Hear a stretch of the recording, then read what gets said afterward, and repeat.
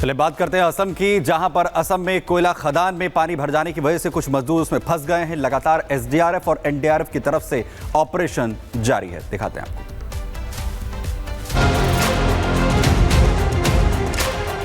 प्रशासन और मशीनरी के साथ रेस्क्यू अभियान में जुटे जवान इन तस्वीरों को देख समझने में देर नहीं लगेगी कि फिर एक बार लापरवाही जिंदगी पर भारी पड़ सकती है और एक बार फिर कहीं जान बचाने के लिए जंग लड़ी जा रही है।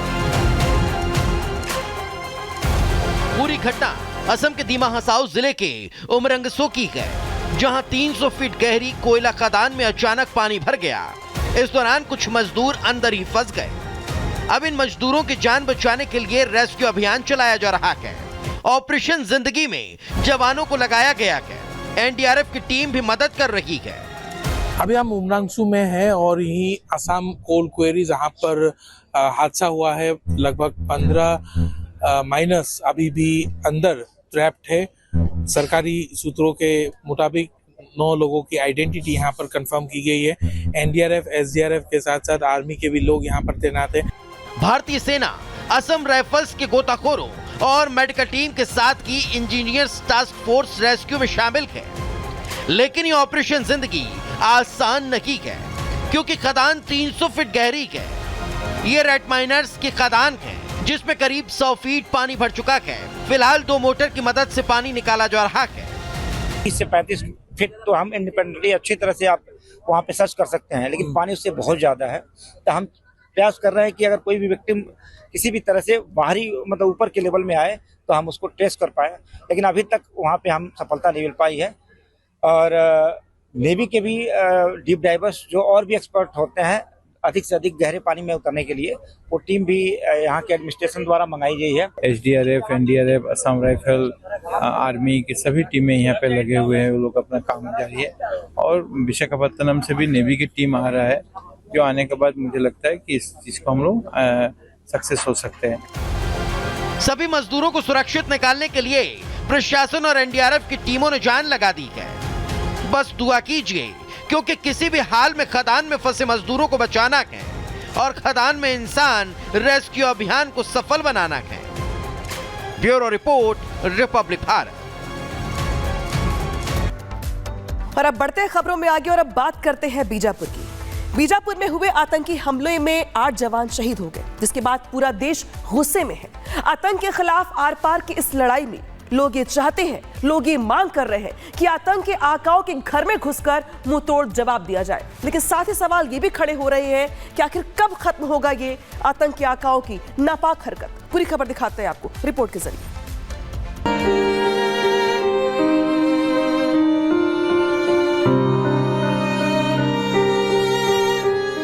शांत तिरंगा है, जान तिरंगा है और इस तिरंगे पर सब कुछ न्योछावर है। कुछ यही संदेश हमारे 8 जवानों की शहादत दे रही है, जो छत्तीसगढ़ के बीजापुर में शहीद हुए हैं। तो परिजनों के आंख के आंसू थम नहीं रहे। शहीद जवानों को दी जा रही श्रद्धांजलि ये बता रही है, देश के लिए अपने प्राण न्योछावर करने वाले जवानों की ये शहादत देश याद रखेगा। और शूरवीरों की नम आंखें बता रही है कि आतंक के खिलाफ जंग में हर शहादत का हिसाब होगा। दरअसल गृह मंत्री अमित शाह ने नक्सलियों के गढ़ से अल्टीमेटम दिया था, सरेंडर कर दो नहीं तो अंजाम भुगतना होगा। शाह की डेडलाइन मिलने के बाद दहशतगर्द बौखला गए हैं और इसी बौखलाहट में छत्तीसगढ़ के बीजापुर में नक्सलियों ने सुरक्षा बलों को निशाना बनाया।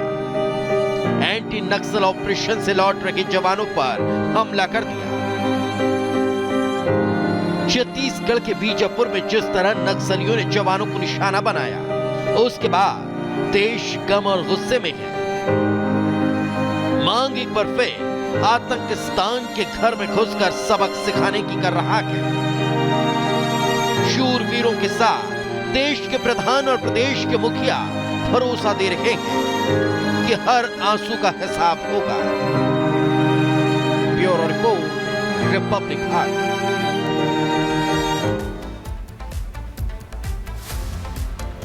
और अब खबरों में आगे बढ़ते हैं, बात करेंगे चीन के वुहान से फैले उस वायरस की जिसकी वजह से देश में टेंशन काफी ज्यादा बढ़ गई है। भारत की बात करें तो 8 केसेस सामने आ चुके हैं। 5 राज्यों में ऐसे केसेस देखने को मिले हैं और HMPV वायरस की वजह से लोगों की मुश्किलें बढ़ती हुई नजर आ रही है। आप इस रिपोर्ट को देखिए। कोरोना के बाद एक बार फिर से दुनिया को चीन के एक नए वायरस ने संकट में डाल दिया है।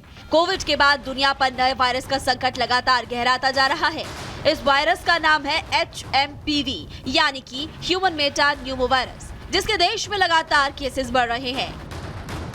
गुजरात, कर्नाटक, तमिलनाडु, पश्चिम बंगाल के बाद महाराष्ट्र में नए केस मिलने से हड़कंप मच गया। कोविड-19 के प्रकोप के 5 साल के बाद इस वायरस के संक्रमण ने दुनिया के साथ साथ भारत की भी चिंता बढ़ा दी है। भारत में HMPV के शिकार अधिकतर बच्चे हो रहे हैं, जिसमें 3 महीने से लेकर 13 साल तक के बच्चे शामिल हैं। चीन से निकले इस नए वायरस से सबसे ज्यादा बच्चों और बुजुर्गों को खतरा है। हालात बिगड़ रहे हैं, लेकिन सरकार लोगों से पैनिक ना होने की अपील कर रही है। यह विशेष रूप से सर्दी और बसंत के मौसम के शुरुआती महीनों में अधिक देखा जाता है। हम स्थिति का क्लोज मॉनिटरिंग कर रहे हैं। हम स्थिति का बहुत नज़दीकी से जायजा ले रहे हैं और हम ये कह सकते हैं कि हमें चिंता का कोई कारण नहीं होना चाहिए। नया वायरस HMPV एक RNA वायरस है और आमतौर पर इसके लक्षण फ्लू जैसे ही होते हैं। साथ ही इसकी कोरोना से काफी समानता भी है। आपको वो भी बताते हैं। जैसे कि कोरोना की चीन के वुहान से शुरुआत हुई थी और HMPV की भी चीन के वुहान से ही शुरुआत हुई। कोरोना के लक्षण नाक बहना, गले में खराश है और इसी तरह के लक्षण HMPV वायरस के भी हैं। कोरोना खांसने छींकने से फैलता है और इधर HMPV भी खांसने और छींकने से ही फैलता है। कोविड केस में श्वसन प्रणाली टारगेट होती है, जबकि HMPV में भी श्वसन प्रणाली ही टारगेट होती है। कोरोना में सांस लेने में दिक्कत हुई और HMPV में भी सांस लेने में ही दिक्कत हो रही है। कोरोना कमजोर इम्यूनिटी वालों को टारगेट करता है, तो HMPV के लक्षण भी यही है, कमजोर इम्यूनिटी वालों को ही टारगेट करता है। कोरोना की वैक्सीन तो है, लेकिन HMPV वायरस की कोई वैक्सीन अभी फिलहाल नहीं है। हालांकि अभी तक इसकी कोई कोविड वायरस जैसी घातक पुष्टि नहीं हुई है। डॉक्टर्स के मुताबिक ये भी संक्रामक रोग है और इसके वायरस एक दूसरे से फैलते हैं, लिहाजा इसका प्रसार तेजी के साथ हो रहा है और यही कारण है कि चीन के वुहान से निकले इस वायरस ने देखते ही देखते कई देशों को अपनी जद में ले लिया, जिसमें चीन, मलेशिया, हांगकांग, इंग्लैंड, जापान, दक्षिण कोरिया, दक्षिण Africa, Netherland, Australia, Canada, America और भारत है। देश में इस वायरस की एंट्री के बाद सरकार ने लोगों के लिए एडवाइजरी भी जारी कर दी है। अस्पतालों को निर्देश दिया गया है कि वो इन्फ्लुएंजा और गंभीर सांसों के संक्रमण की तुरंत रिपोर्ट करें। आइसोलेशन प्रोटोकॉल का भी पालन करें। HMPV भले ही चीन में तबाही मचा रहा हो, लेकिन इससे देश को डरने की जरूरत नहीं है। Bureau report, Republic Bharat.